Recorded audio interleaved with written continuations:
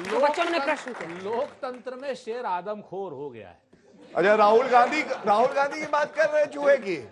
Bill में छुपा हुआ है, बता नहीं रहा है। प्लीज अब नेता नेता मत बोलो यार, काहे को वो कर यार रहे हो? नहीं हूं मैं आपका, अच्छा, राहुल गांधी होगा। ठीक है ना, चलिए। अरे भाई आदरणीय गौरव भाटिया जी, जो आप आदरणीय भ्रष्टाचारियों के, भाई साहब अब जो भ्रष्टाचारियों के केस लड़ा करते थे कथित रूप से, आज जिनको कह रहे हैं, मैं उस गौरव भाटिया से कह रहा हूं जो वो और उनके पिताजी भी, अखिलेश यादव, मुलायम सिंह यादव का केस लड़ते लड़ते कहाँ चले गए पता नहीं है। आज क्या बात करेंगे आप लोग?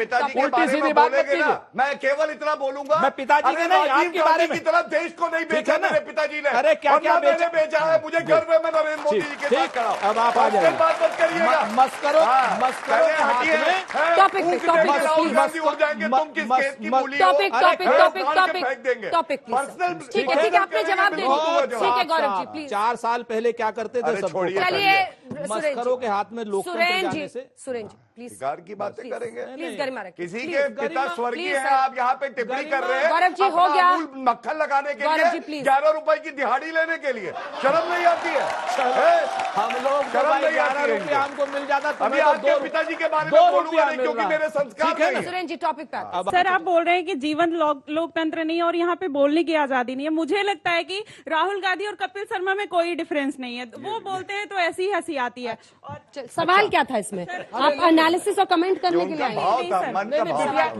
वही राहुल सवाल क्या है? सवाल क्या है? सवाल ये है कि अगर ये राहुल गांधी भारत जोड़ो यात्रा पे निकले थे, अगर वो अपनी पार्टी जोड़ो और अपने जुबान पे लगाम लगाने की मुहिम पे लगे होते तो आज उनका ये हाल नहीं होता। बहुत अच्छा क्वेश्चन है। सब इतना, कपिल शर्मा को भी वही सजा दी थी भारतीय जनता पार्टी ने और राहुल गांधी को भी वही सजा दी है। एक बार देखा ना, कपिल शर्मा के खिलाफ भी FIR कर दी थी। चलिए मैं जी, good evening ladies and gentleman, my name is Mohammad इफामुद्दीन।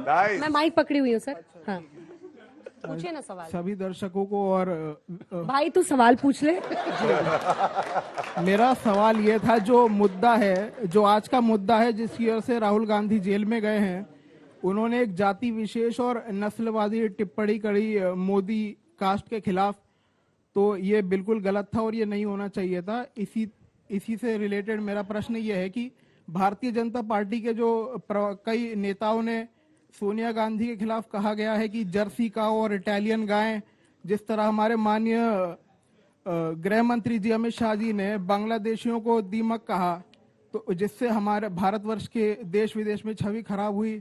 हमारे पड़ोसी देशों से हमारे ताल्लुक खराब हुए क्योंकि हमारे गृह मंत्री ने उन्हें दीमक कह दिया।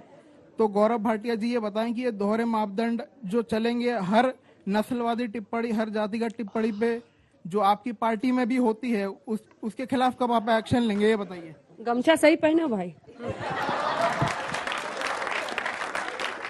देखिए मेरे भाई, बहुत अच्छा प्रश्न है। सबसे पहले नागरिक और नागरिक का अधिकार और किसी घुसपैठिए का, शरणार्थी की बात नहीं कर रहा हूं। हमारे देश में अगर कोई घुसपैठिया आएगा कानून तोड़कर, तो वो बिल्कुल दीमक की तरह हमारे देश को खाता है, क्योंकि यहाँ के नागरिकों के रोजगार के जो अवसर है वो खाता है, देश की सुरक्षा के लिए खतरा है। और ये मैं नहीं कहता हूँ, ये सुप्रीम कोर्ट का जजमेंट कहता है।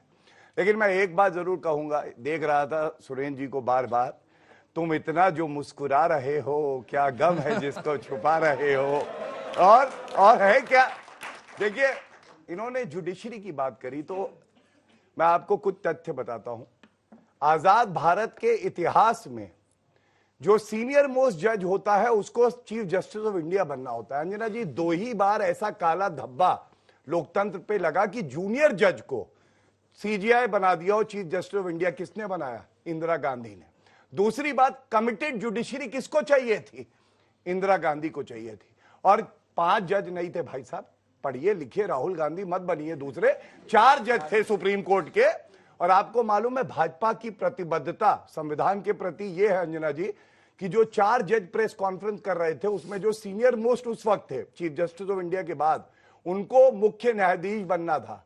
और नरेंद्र मोदी जी की सरकार ने उस प्रेस वार्ता के बाद भी उन्हीं को CGI बनाया, संविधान का उल्लंघन नहीं किया। ये फर्क है नरेंद्र मोदी जी की सरकार। रोक नहीं सकते। शांत अभी मैंने आपको उदाहरण दी। ये ब्रिजमोहन जी अच्छा नहीं लगता, अगर आपको ज्ञान कम है।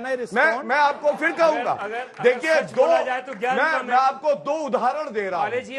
सुनिए, अरे जस्टिस, अरे सुनिए, पलट ही नहीं सकती। सुन लीजिए, जस्टिस शेलर, जस्टिस ग्रोवर और जस्टिस हेगड़े पहली बार सुपरसीड किए गए और दूसरी बार भारत को वो चीफ जस्टिस ऑफ इंडिया नहीं मिला जो सबसे अच्छा होता शायद जस्टिस HR खन्ना, जिन्होंने अकेले डिसेंट दी थी ADM जबलपुर में जब आपातकाल लगा और इन्होंने कहा कि मूल अधिकार भी नहीं है कि एक नागरिक कोर्ट जा सके। ये जान लीजिए, ये तथ्य है।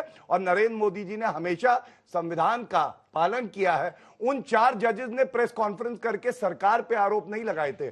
चीफ जस्टिस ऑफ इंडिया से कहा था कि जब आप केस असाइन करते हैं तो ये ठीक से नहीं करते। ये उनका आरोप था, इसका सरकार से कोई लेना देना नहीं था। ये तथ्य है। धन्यवाद। चलिए एक छोटा सा आप इस पर जवाब देना चाह रहे थे, फिर मैं कुछ प्रश्न लूंगी जल्दी से। सुरेंद्र जी, होता है ना कि हम पे इल्जाम ये है कि चोर को क्यों चोर कहा। आज की डेट में राहुल गांधी सिर्फ एक इल्जाम झेल रहे हैं कि चोर को क्यों चोर कह रहे हैं।